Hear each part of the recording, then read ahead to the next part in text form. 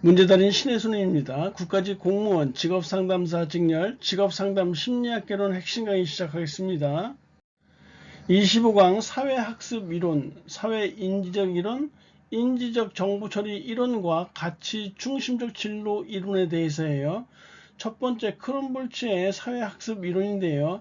이 크롬볼츠의 사회학습 이론은 반두라의 학습 이론을 적용해서 진로 의사결정 방법에 관한 이론을 발전시켰어요. 진로 선택 과정에서 개인이 환경과의 상호작용을 통해서 무엇을 학습했는지를 강조하고 있고요. 진로 결정에 영향을 미치는 환경적 요인으로 유전적 요인과 특별한 능력, 그리고 환경 조건과 사건을 제시하고 있고요. 심리적 요인으로는 학습 경험 및 과제 접근 기술을 제시하고 있어요. 과제 접근 기술이라는 것은요, 개인이 어떤 과제를 성취하기 위해서 동원하는 기술을 말하는 것이에요. 우연히 일어난 일들을 개인의 진로에 긍정적으로 활용하는 것이 중요하다고 보고 있고요. 개인의 진로 선택에 영향을 미치는 요인에서 유전적 재능이나 체력 등의 요소 또한 중시하고 있어요. 개인의 신념과 일반화는 사회학습 모형에서 매우 중요하다고 보고 있는데요. 강화 이론, 고전적 행동주의 이론, 인지적 정보 처리 이론의 사회학습 이론은 그 기원을 두고 있어요. 진로 결정 요인들이 상호작용해서 자기관찰 일반화, 즉 자기 자신에 대한 관찰 결과 얻어진 어떤 태도, 가치관, 흥미, 능력 수준 등을 일반화하는 것이죠. 그리고 세계관 일반화라는 것은 자신을 둘러싸고 있는 환경을 관찰한 결과 얻어진 것을 말하는 것이에요. 진로 선택에 영향을 미치는 요인으로 첫 번째 유전적 요인과 특별한 능력, 환경 조건과 사건, 학습 경험, 과제 접근 기술의 네 가지를 제시하고 있는데, 그래서 우리가 예전에 외울 때 이렇게 외웠단 말이에요. 유환학과 유전적 요인과 특별한 능력, 환경 조건과 사건, 학습 경험, 그리고 과제 접근 기술에서 유한학과라고 외웠었어요. 첫 번째 유전적 요인과 특별한 능력은요, 물려받거나 생득적인 태어나면서부터 얻어진 그런 개인의 특성들을 말해요. 개인의 진로 기회를 제한하는 타고난 특징을 말하는 것인데, 인종, 성별, 신체적 특징, 기타 재능 등을 말하는 것이에요. 환경 조건과 사건은 보통 개인의 통제를 벗어나는 사회적, 문화적, 정치적, 경제적 사항들을 말하는데, 환경에서의 특정한 사건이 기술 개발이나 활동, 진로 선호 등에 영향을 미친다는 것이죠. 취업 가능 직종의 내용이나 교육 훈련 가능 분야, 그리고 정책, 법, 기술의 발달 정도 등이 여기에 해당되어지네요.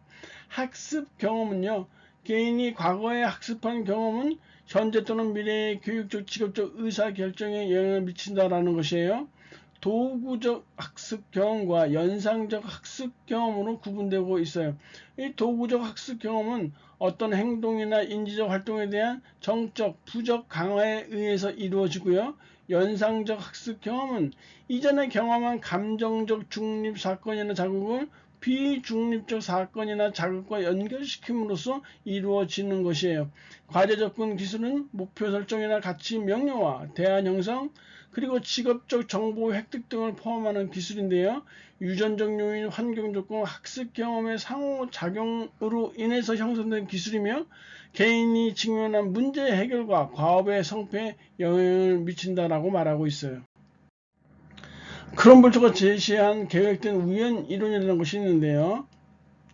계획되지 않은 사건들이 진로에 영향을 미치는 것은 정상적이고 피할 수 없다고 봐요.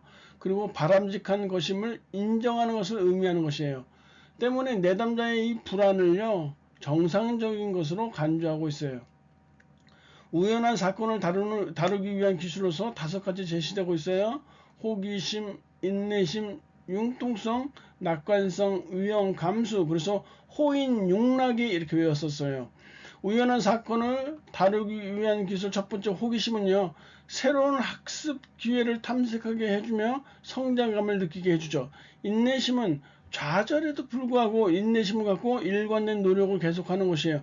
인내심은 결코 고통을 감내하는 게 아니에요. 좌절에도 불구하고 인내심을 갖고 일관된 노력을 계속하는 것을 인내심이라고 하고요.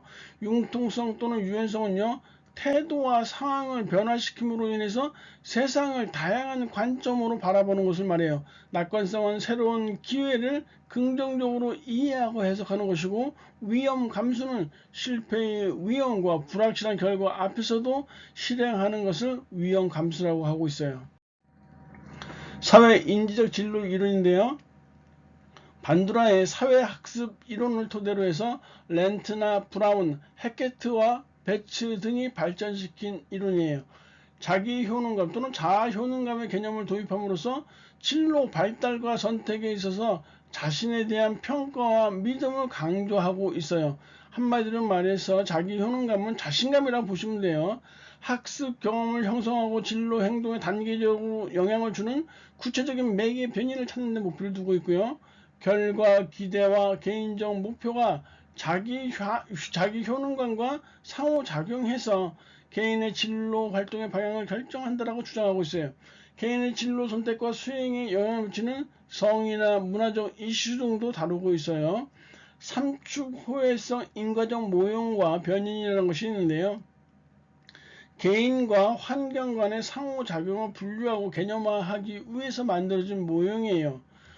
개인은 이 개인이나 그리고 이 외형적 행동 그리고 외부적 행동의 이 상호작용에 의해서 유전과 환경의 단순한 결과물이 아닌 진로 발달의 역동적 주체가 된다라고 개인은요 이렇게 보고 있어요. 그 세 가지 변인으로서 개인과 신체적 속성이 있고요. 그리고 외부 환경이 있죠. 외부 환경이 있고 그리고 외형적 행동이 있단 말이에요. 이것이 서로 상호작용한다는 것이에요. 이것이 삼축 호혜성이다. 개인과 신체적 속성에는 신체적 특성, 인지능력, 성격, 신념, 태도 등이 있고요. 외부 환경 요인으로는 물리적 환경 및 가족 기타 사회적 환경이 있을 것이고, 외형적 행동으로 언어적 정서적 반응과 운동 반응 등이 있다고 보시면 되겠네요. 진로 이론의 세 가지 변이는 우리가 자기 효능감, 결과 기대, 개인적 목표, 그래서 자결계라고 외웠어요. 자기 효능감은 목표 과업을 계획하고 수행할 수 있다는 자신의 능력에 대한 신념, 한마디로 자신감이라고 했었죠. 결과 기대 또는 성과 기대는 특정 과업을 수행했을 때 자신의 주변에서 일어날 일에 대한 평가를 말하는 것이에요. 여기 결과 기대라고 했어요. 결과 기대 또는 성과 기대라고 했는데 오답으로 수행 결과라고 이렇게 나온 적이 있었어요. 굉장히 헷갈려 했었단 말이에요. 결과 기대예요. 수행 결과가 아니라 결과 기대 또는 성과 기대니까 수행 결과는 아니다. 헷갈리지 마시라고요. 개인적 목표는 특정 목표를 실행하고 성취하기 위한 개인의 의도를 말하는 것이에요. 여기서 자기 효능감에 영향을 미치는 요인이라고 나와 있는데요. 렌트, 브라운, 해케트와 배츠가 제시한 것이에요. 자기 효능감은 네 가지 종류의 학습 경험을 거쳐서 발전하게 된대요. 자기 효능감은 네 가지. 첫 번째 성취 경험, 대리 경험, 사회적 설득, 생리적 상태와 반응, 이런 네 가지 학습 경험을 통해서 발전하게 된다. 그래서 우리가 성대 사생이라고 외웠었죠. 성대의 사생팬, 성취 경험은 수행 성취라고도 하고요. 대리 경험이니까 간접 경험이겠죠. 사회적 설득, 생리적 상태와 반응, 이런 네 가지 학습 경험을 거쳐서 자기 효능감이 발전하는 것이에요. 이 사회 인지적 이론에서는 세 가지 영역 모형이 있는데요. 첫 번째가 흥미 모형이에요. 흥미 모형은 자기 효능감과 결과 기대는 개인의 흥미 발달에 직접적인 영향을 미친다라는 그런 모형이에요. 다시 말해서 자기 효능감이 이렇게 있겠죠. 그리고 결과 기대가 이렇게 있을 것이에요. 결과 기대. 근데 얘들이 이 흥미에 직접적인 영향을 미친다라는 것이 흥미에 직접적인 영향을 미친다. 그게 흥미 모형이고요. 선택 모형은요. 흥미의 근원에는 학습 경험이 있대요. 흥미의 근원에는 학습 경험이 이렇게 존재하고 있는데 이 학습 경험은요. 자율적으로 그냥 존재하는 것이 아니라요.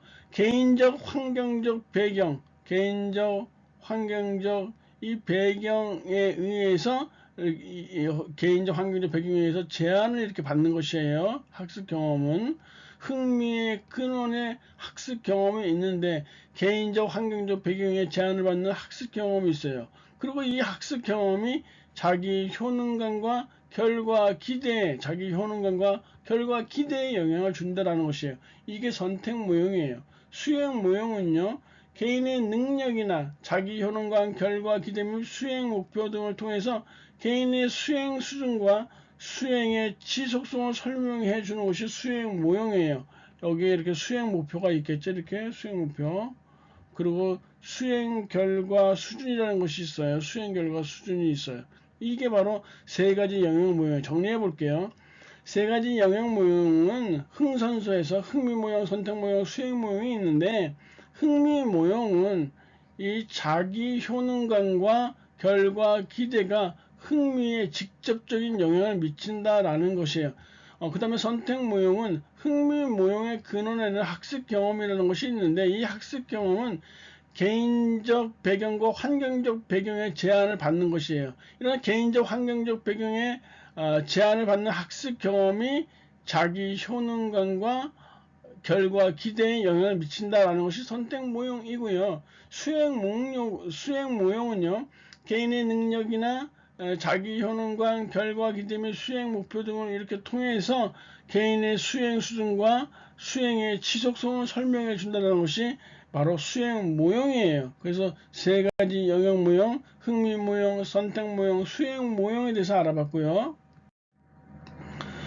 인지적 정보 처리 이론인데요. 인지적 정보 처리 이론은 피터슨, 샘슨, 리어든 등이 개발한 이론으로서 인지적으로 정보를 처리하는 인간의 사고 과정을 중요시하고 있어요.